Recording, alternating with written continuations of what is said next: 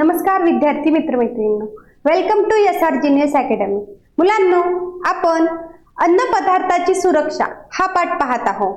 या पाठामध्ये आपण अन्न पदार्थाची सुरक्षा आपण कशी करू शकतो हे आपल्याला शिकायचं आहे. का बरं शिकायचं आहे अन्न पदार्थाची सुरक्षा? कारण बघा, अन्न, वस्त्र, निवारा हे आपल्या मूलभूत गरजा आहेत. त्यापैकी अन्न हे काय आहे? एक महत्त्वाची मूलभूत गरज आहे. अन्नाशिवाय आपण जगू शकतो का? नाही. मग जे अन्नाशिवाय आपण जगू शकत नाही, मग ते अन्न सुरक्षित ठेवणं ही आपली जिम्मेदारी आहे. मग हे कशा प्रकारे सुरक्षित ठेवायला पाहिजे, ह्याला प्रिझर्व म्हणजे साठवून कसं ठेवायला पाहिजे किंवा याची कशा प्रकारे आपण काळजी घ्यायला पाहिजे हे आपल्याला या पाठामध्ये शिकायचं आहे. ठीक आहे.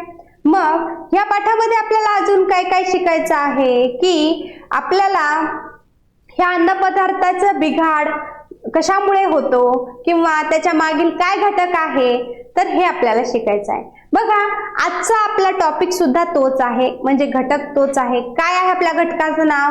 तर अन्न बिघाडास कारणीभूत घटक.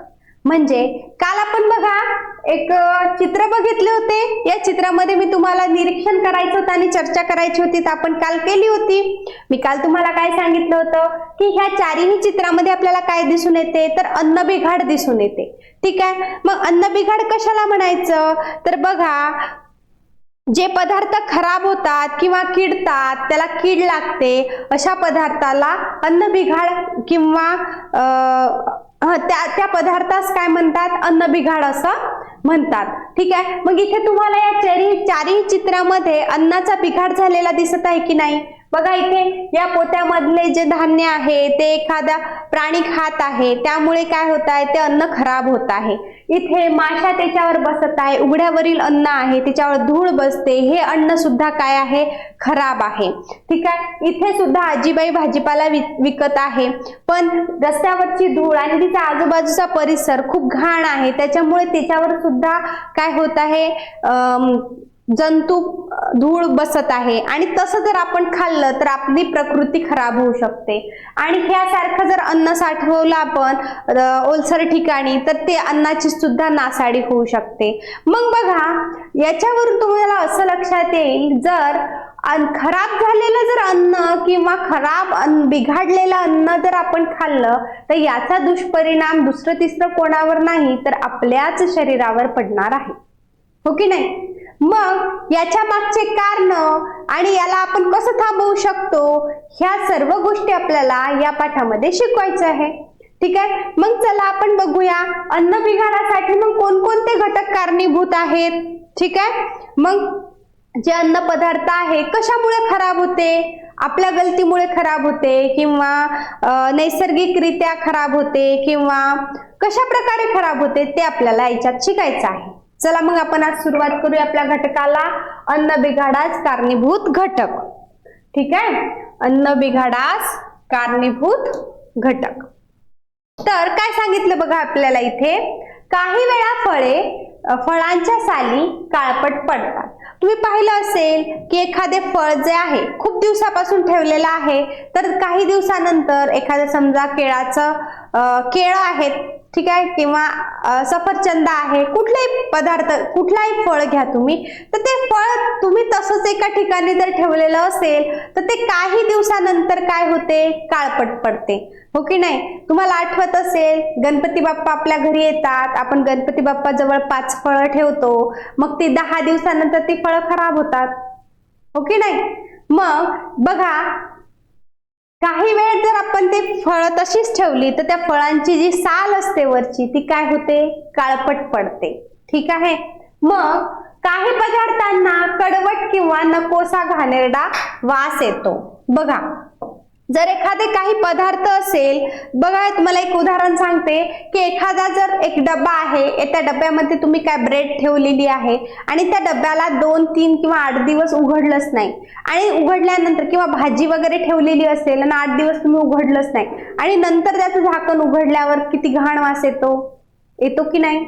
किंवा अजून एक उदाहरण सांगते बघा, शेंगदाणे आहे किंवा दुसरे एखादे कोणतेही वटाणे वगैरे असे आहे आपल्या घरी, ठीक आहे, आणि ते खूप दिवसापासून तसेच ठेवून आहेत आपल्या घरात, तर तुम्हाला बघा त्या शेंगदाण्यांना सुद्धा ते शेंगदाणे सुद्धा खायला खूप खवट लागतात आणि वास सुद्धा त्यांचा घाण येतो, ठीक आहे. मग बघा त्यांचा नकोसा वाटणारा वास घाण येतो. हे पदार्थ खाण्यास अयोग्य असतात. हे जर पदार्थ तुम्ही खाल्ले तर ही काय असतात, आपल्या शरीरासाठी अयोग्य असतात. हे पदार्थ आपण खायला पाहिजे का? नाही, ठीक आहे. मग बघा काही वेळा निसर्गात मिसळणारे पदार्थ मानवी प्रक्रियेमुळे बिघडतात. बघा काही वेळेस निसर्गात मिळणारे जे पदार्थ आहे मानवी प्रक्रियेमुळे बिघडतात. म्हणजे जे नैसर्गिक पदार्थ असतात, म्हणजे कोणते, तर जे आपल्याला अन्नधान्य मिळते निसर्गाकडून, फळ पालेभाज्या ह्यासारख्या ज्या गोष्टी आपल्याला भेटतात, तर ह्या जर आपण व्यवस्थितरित्या साठवून नाही ठेवल्या तर मग ह्या खराब होतात, हो की नाही. त्या जर आपण व्यवस्थित प्रिझर्व नाही केल्या तर त्या खराब होतात. मग ते नैसर्गिकरित्या जे भेटलेले आहे ते मानवी प्रक्रियेमुळे काय होत असतात, त्यांच्यामध्ये बिघाड होत असतात. उदाहरणार्थ जास्त शिजवणे, बघा आपण अन्न रुचकर लागावं म्हणून आपण जास्त शिजवतो, पण तुम्हाला माहितीये का की जर आपण अन्न गरजेपेक्षा जास्त जर शिजवलं तर त्यामध्ये असलेले जे अन्न घटक आहेत जसे की कार्बोदके, प्रथिने, स्निग्ध पदार्थ, जीवनसत्वे, खनिजे ही नाहीशी होतात, ठीक आहे, ही निघून जातात. त्यामुळे कुठलंही अन्न जे शिजवून आपण खातो ते गरजेपेक्षा जास्त शिजवणे बिलकुल चांगलं नसते. त्यामुळे आवश्यक तेवढंच शिजवायला हवं, ठीक आहे. मग बघा जास्त शिजवणे सुद्धा चांगलं नसतं. त्याच्यानंतर ओलसर जागी ठेवणे, बघा जर एखादं काही तुम्ही शेंगदाणे आणले आहे आणि ते ओलसर ठिकाणी ठेवले तर ते काही दिवसानंतर खराब होतात, कुजतात, ठीक आहे. दुसरं कोणतंही घ्या, जर एखादं तुम्ही काही आणलं असेल आणि ओलसर ठिकाणी ठेवलं असेल तर पदार्थ, तर ते काय होतात, दमट पडतात आणि ते काय होतात, कुजायला सुरुवात होते आणि त्याचा घाण वास यायला लागतो, ठीक आहे.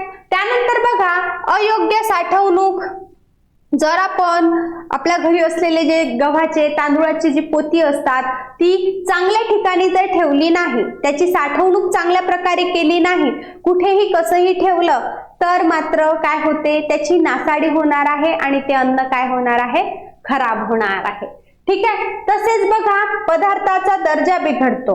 यामुळे काय होत असते, पदार्थाचा दर्जा बिघडत असतो. यामुळे जे पदार्थाची क्वालिटी आहे ती खराब होते.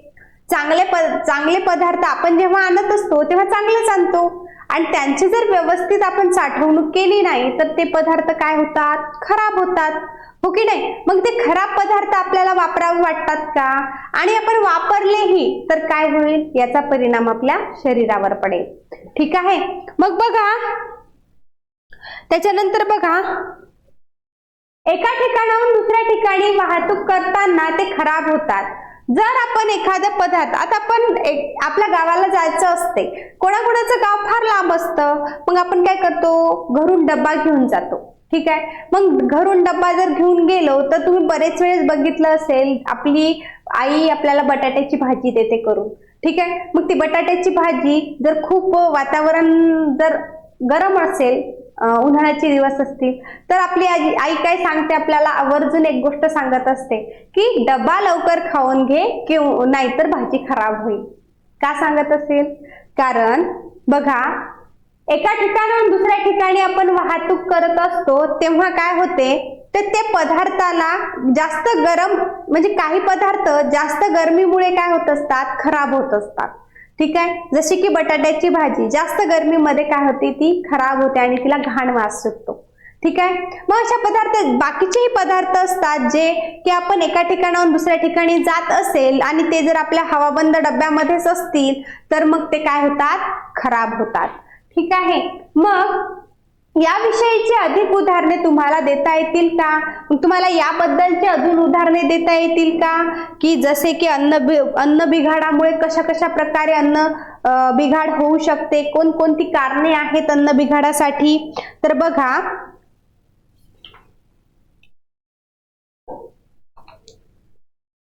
अजून तुम्हाला कारण काही देता येतील का? तर बघा, जसे की बघा नैसर्गिक कारणे काही असणार आहे. जसं की नैसर्गिक कारणे तर असंच होणार की फळे किंवा फळांच्या साली काळपट पडतात किंवा कडवट लागतात, कारण ते जर फळ आपण चांगल्या ठिकाणी, थंड ठिकाणी किंवा त्यांना हवं असलेल्या टेम्परेचरमध्ये जर ठेवले नाही तर ते काय होतात, खराब होतात. मग ही काय झालं, नैसर्गिक कारण झालं. आणि त्याच्यानंतर मानव निर्मिती कारण म्हणजे काय, तर अति अन्न शिजवणे, ओलसर ठिकाणी ठेवणे, अयोग्य साठवणूक करणे, यामुळे काय होते, यामुळे सुद्धा अन्न पदार्थ खराब होतात. त्याच्यानंतर त्याच्यावर जर आपण रासायनिक प्रक्रिया केल्या, रासायनिक प्रक्रियेमुळे सुद्धा काय होतात, काही अन्न पदार्थ खराब होतात. काही अन्न पदार्थ धातूशी संपर्कात येतात आणि रासायनिक प्रक्रियेमुळे बिघडतात. त्यानंतर अजून काय सांगू शकतो, तर बघा अन्न पदार्थाचे गुणधर्म. काही अन्न पदार्थाचे बघा, जे तूप, मांस इत्यादी आम्ल पदार्थ युक्त असतात, त्यांचे लवकर काय होते, बिघाड होते, जास्त दिवस टिकू शकत नाही. एखादं दूध, ठीक आहे, दूध आहे, दुधाला आपण जास्त दिवस टिकवून ठेवू शकत नाही. दूध काही फक्त 1 किंवा 2 दिवसापुरतच राहू शकते, जर त्याला आपण फ्रीज मध्ये ठेवलं किंवा व्यवस्थित उकळून वगैरे ठेवलं तर. नाहीतर तिसऱ्या दिवशी काय होते, दूध फाटून जाते किंवा खराब होते, हो की नाही. मग असे काही पदार्थ जे असतात त्यांची गुणधर्मच आहे की ते जास्त काळ टिकू शकत नाहीत, ठीक आहे. मग यामुळे सुद्धा काय होते, पदार्थ खराब होतात. त्यानंतर बघा सूक्ष्मजीववर कीटक, सूक्ष्मजीव किंवा कीटकांमुळे सुद्धा अन्न पदार्थ काय होतात, खराब होतात. मग अशा प्रकारे ही वेगवेगळी काय आहेत, उदाहरणे आहेत, कारणे आहेत, ज्यामुळे अन्न पदार्थामध्ये बिघाड होते, ठीक आहे. मग आपण काय बघितलं, अन्न बिघाडास कारणीभूत घटक कोणते कोणते आहेत. मग नैसर्गिक घटक काय, काही मानवी घटक काय, काही अन्न पदार्थाचे गुणधर्मच आहे, तर काही रासायनिक प्रक्रिया आहेत, तर काही कीटक किंवा प्राण्यांमुळे सुद्धा काय होऊ शकतात, अन्न बिघाड होऊ शकते, ठीक आहे. इथपर्यंत तुम्हाला समजलं. आता आपण पुढे पाहूया. बघा, आपण जे वनस्पतीजन्य व प्राणीजन्य अन्न पदार्थ खातो ते चांगले व उत्तम दर्जाचेच असणे आवश्यक आहे, अन्यथा आपण रोगास बळी पडू किंवा आपली प्रकृती बिघडेल. अन्न पदार्थाचा रंग, वास, पोत, दर्जा, चव यामध्ये बदल होणे व त्यातील पोषक द्रव्याचा नाश होणे म्हणजेच अन्न बिघाड होय. जे आतापर्यंत आपण अन्न बिघाड शिकत होतो. अन्न बिघाड म्हणजे काय, तर बघा जे पदार्थ आपण खातो त्या पदार्थाचा रंग, वास, पोत, दर्जा, चव यामध्ये बदल होणे व त्यातील पोषक द्रव्याचा नाश होणे म्हणजेच काय होय, अन्न बिघाड होय. बघा, कुठलेही अन्न आपण खराब झालं किंवा अन्न खाण्यायोग्य नाही राहिलं असं कधी म्हणतो, जेव्हा त्या अन्न पदार्थाचा रंग बदलतो, जसं की एखाद्या फळाचा वरच्या सालीचा किंवा आतमधला रंग बदलतो, तेव्हा म्हणतो की हे फळ आपण खराब झालं, ठीक आहे. किंवा त्याचा वास, घाणेरडा वास सुटतो. एखादा जर हवाबंद डब्यामध्ये आपण भाजी ठेवलेली आहे आणि खूप दिवसांनी उघडत आहोत, त्यामध्ये बुरशी चढते, सोबतच त्याचा खूप घाण वास येतो, तेव्हा आपण म्हणतो की हे अन्न पदार्थ खराब आहे, बिघडलेला आहे, ठीक आहे. त्याच्यानंतर त्याचा पोत, एखाद्या जर अन्न पदार्थ असेल तर ते काय, एखादे शेंगदाणे आहेत, ते शेंगदाण्याचं काय होईल, खवट लागतील, मग त्याचा काही पदार्थाचा पोत खराब होईल, तर ते तेव्हा आपण काय म्हणतो, तर ते अन्न पदार्थ खराब झालं म्हणतो.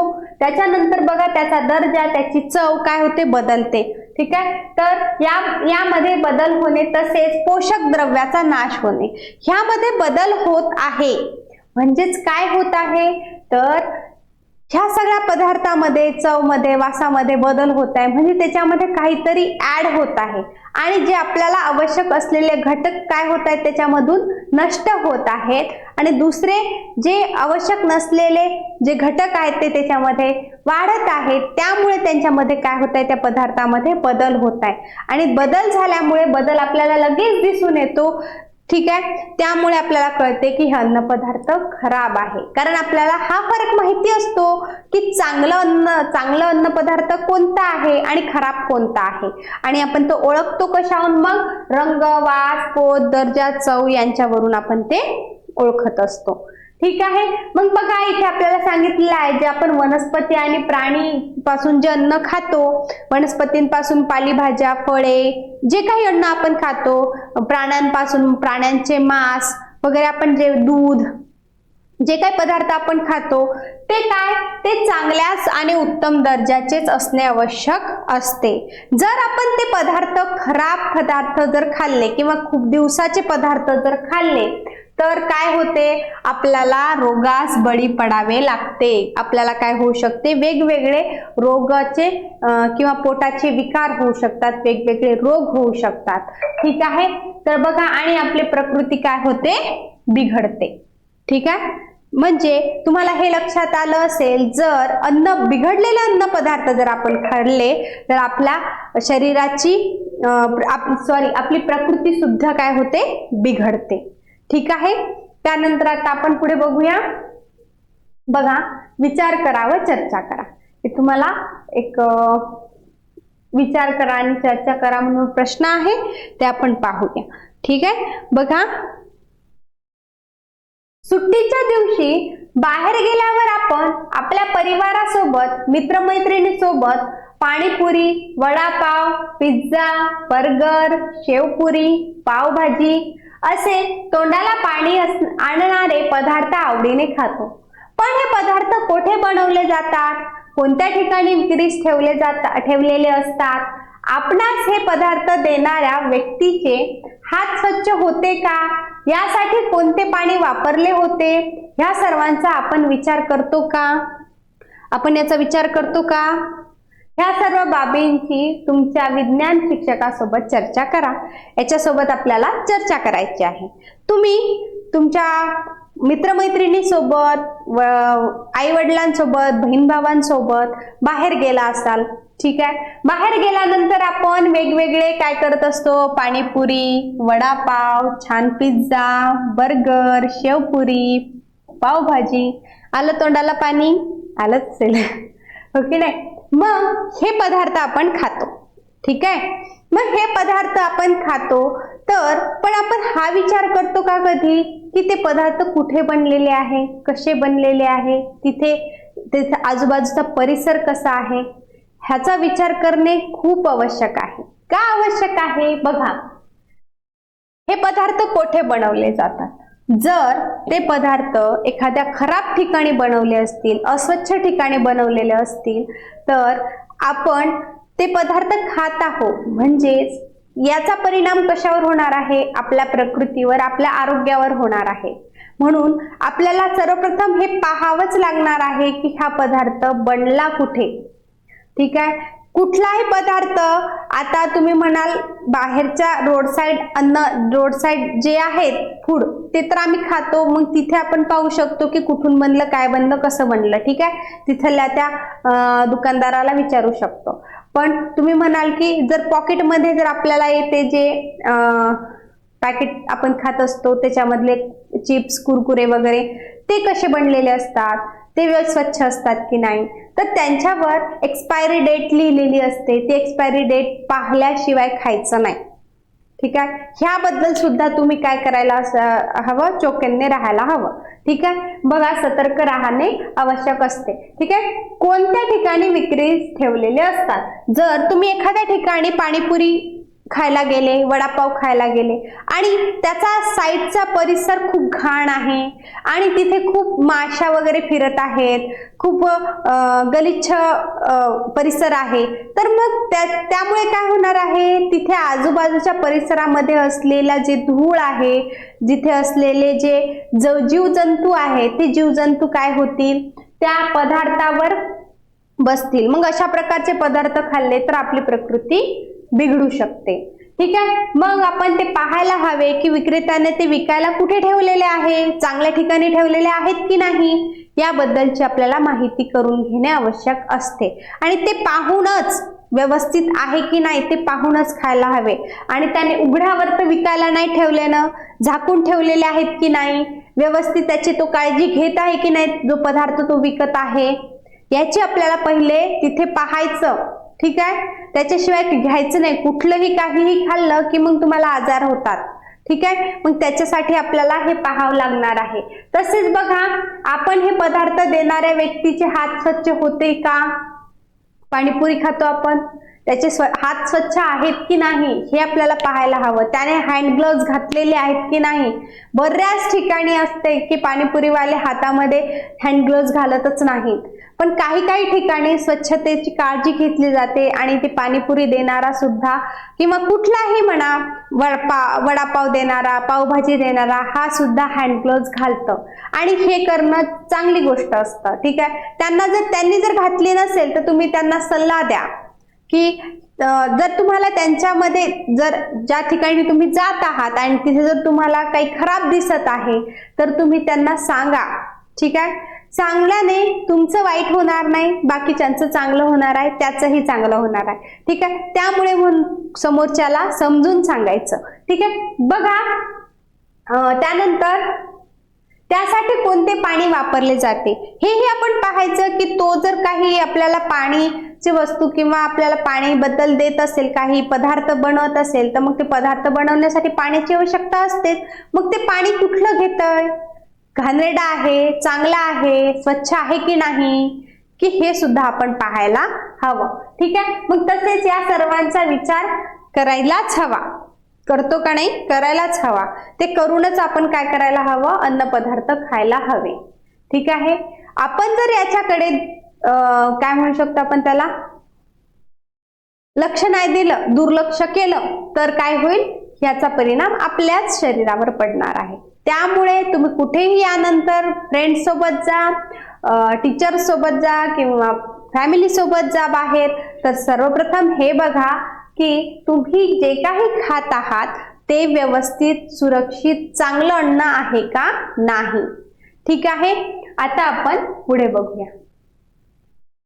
बघा, चित्रातील कोणती फळे खाण्यायोग्य वाटतात आणि का? बघा, या चित्रामध्ये तुम्हाला विविध फळे दाखवलेली आहे. ठीक आहे, या फळामधले पैकी तुम्हाला कोणती फळं खाण्यायोग्य वाटतात आणि कोणती फळं खाण्यायोग्य वाटत नाही रे?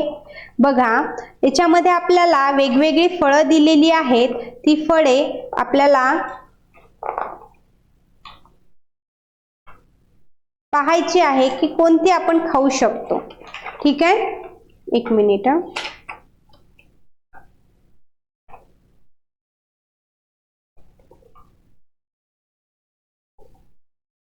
बघा, इथे आपल्याला आंबा दिलेला आहे, इथे अंगूर दिलेले आहे, हा केळ आहे, हे शेप आहे आणि इथे आपल्याला काय दिलेलं आहे, हे संत्रा दिलेला आहे. ठीक आहे, बघा यामधला आंबा छान दिसत आहे आपल्याला चित्रामध्ये, हा व्यवस्थित आहे, आपण खाऊ शकतो. कारण याच्या रंगामध्ये काहीही खराब झालेले दिसते का? जर एखादा आंबा खराब असेल तर काय होईल, त्याच्यावरची साल खराब होणार आहे. कारण जे फळं असतात ते फळं जर खराब झालेली असतील तर ते आपण लगेच कशावरून ओळखतो, तर त्यांच्या वरची जी साल आहे ती साल काय होते, खराब होते. त्यावरून आपण लगेच ओळखतो की हे अन्नपदार्थ खराब झालेले आहेत. ठीक आहे, मग इथले ग्रेप्स हे सुद्धा चांगले आहेत, हे सुद्धा काळे पडले, हे काळेच ग्रेप्स आहेत. ठीक आहे, म्हणून त्यामुळे तुम्ही म्हणाल की मॅडम पोपटी कलरचे असतात ग्रेप्स, मग ते तर तिथे तुम्हाला दिसत आहे. मग इथे काळ्या रंगाचे जर दोन रंगाचे ग्रेप्स मिळतात ना, दोन रंगाचे अंगूर असतात ना, तर मग हे अंगूर काळ्या रंगाचे आहेत आणि हे चांगले आहेत, मग आपण हे खाऊ शकतो. ठीक आहे, त्यानंतर ही केळी आहे, हे केळी सुद्धा काय आहे, चांगली आहे. केळी जर खराब झाली असेल तर तिची साल काय होते, खराब दिसते, त्याच्यामुळे मग ती आपण खाऊ शकत नाही. त्याच्यानंतर हे ऍपल सुद्धा, सफरचंद सुद्धा चांगला आहे आणि ते सफरचंद आपण खाऊ शकतो. पण इथला जो संत्रा आहे, ह्या संत्र्याच्या वरची जी साल तुम्हाला दिसत आहे ती काय आहे, ती खराब झालेली दिसत आहे. मग तसं घाण पदार्थ आपण खाऊ शकतो का? नाही. आपण कसं ओळखलं की हे जे सफरचंद आहे हा खराब आहे? कारण त्याची जी साल आहे वरची ती काय पडली आहे, काळपट पडलेली आहे, घाण झालेली आहे. आणि असे खराब झालेला पदार्थ किंवा असं खराब झालेलं फळ जर आपण खाल्लं तर आपल्याला काय होईल, आपल्याला पोटाचे विकार होतील, ते आपल्यासाठी चांगलं नसेल, आपली प्रकृती बिघडण्याची आवश्यकता असते. तर बघा, मग यापैकी बाकीचे सगळे फळं चांगली आहेत, खाण्यायोग्य आहेत, फक्त ही फळ आपण खाऊ शकत नाही, कारण की ते त्याच्यावरची जी साल आहे ती साल काय झालेली आहे, काळपट पडलेली आहे, खराब झालेली आहे म्हणून. ठीक आहे, मग इथपर्यंत तुम्हाला समजलं असेल. आता आपण पुढे पाहूया. बघा, फळाचा रंग काळपट होणे, चव बदलणे, मसाला आंबट वास येणे, शेंगदाणे खवट लागणे अशा प्रकारे बदल अन्न पदार्थात घडतात. मग आपण कशावरून ओळखतो की अन्न खराब झालं? की बघा, फळाचा रंग जो आहे, फळांचा रंग काळपट पडला की आपण म्हणतो की हे फळ खराब झालं. ठीक आहे, त्याच्यानंतर एखाद्या पदार्थाची जर चव बदलली, शेंगदाणे खवट लागले, तर मग आपण काय म्हणतो, ते खराब झालं असं म्हणतो. किंवा मसाल्याची चव जर आपल्याला आंबट लागली, आंबट वास आला, कारण मसाल्याचा उग्र वास येतो की नाही, मग ते जर आंबट वेगळा वास येतो छान, मग तो जर खराब झाला असेल तर त्याचा आंबट घाण वास येतो. मग ते जर असं वास आला तर आपण काय समजतो की मसाले खराब झाले. त्याच्यानंतर शेंगदाणे खवट लागले की आपण म्हणतो की शेंगदाणे खराब झाले. अशा प्रकारे अन्न पदार्थामध्ये काय होत असतात, वेगवेगळे बदल होत असतात. हे सर्व बदल अंतःस्थ घटकांमुळे होत असतात. बघा, हे जे बदल आहेत, हे बदल कशामुळे होत असतात, तर हे बदल बघा अंतःस्थ घटकांमुळेच होत असतात.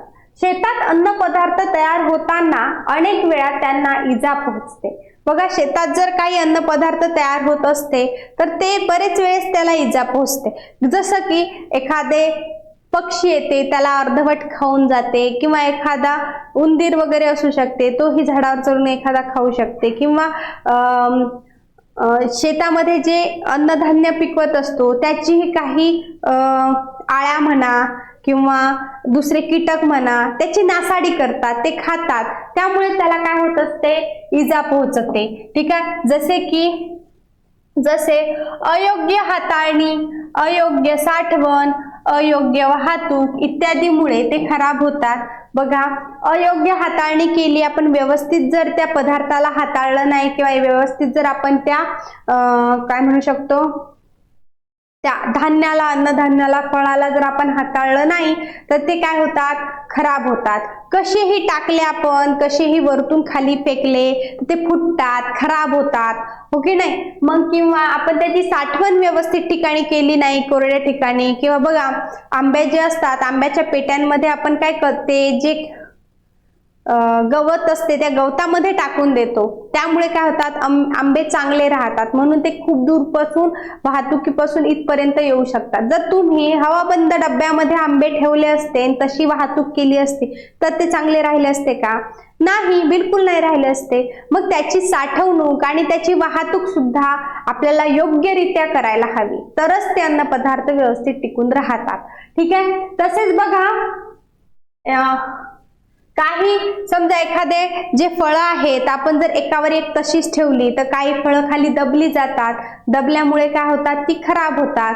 किंवा आणि ही जर खराब झालेला एक जर फळ त्यातलं खराब झालं आणि त्याच्यासोबत जर आपण बाकीचे फळं ठेवले असेल तर ती बाकीची पण खराब होतात, हो की नाही. मग त्याच्यामुळे काय होतात, हे वेगवेगळ्या पदार्थांमुळे काय होते, त्याची योग्य हाताळणी आपण केली नाही, त्याची योग्य साठवणूक केली नाही, त्याची योग्य वाहतूक आपण केली नाही, त्यामुळे काय होतात, त्यामुळे सुद्धा अन्न पदार्थ खराब होतात.